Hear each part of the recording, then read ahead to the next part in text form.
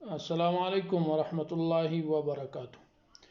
معزز دوستو، قرآن کریم سورۃ المدثر آیت نمبر 42 اور 43 میں اللہ تبارک و تعالی نے یہ بیان کیا ہے کہ جب جہنم والوں سے پوچھا جائے گا کہ ما سلککم فی سقر، تمہیں کس چیز نے جہنم میں ڈالا، تو وہ لوگ جواب میں کیا جواب کہیں گے؟ یہ جواب ہم سب کو سننا چاہیے۔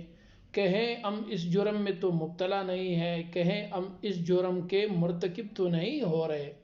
یہ جواب سنیے اور خود سوچئے پھر، اور اپنے معاشرے میں سوچئے، یہ جواب دوسروں تک ضرور پہنچائیے۔ جواب آئے گا کہ قالو، وہ جہنم والے کہیں گے، لم نک من المصلین، ہم نمازی نہیں تھے۔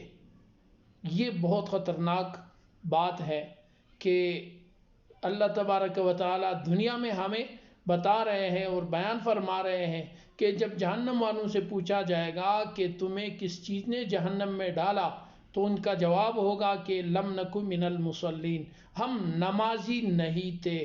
تو دوستو سوچئے، ایک نماز نہ پڑھنے کی وجہ سے انسان جہنم تک جا سکتا ہے، اور یہ میرا فیصلہ نہیں ہے بلکہ یہ قرآن کا فیصلہ ہے۔ سوچئے، غور کیجئے اور عمل کیجئے اور اپنی آخرت کو سنواریے۔ السلام علیکم ورحمۃ اللہ۔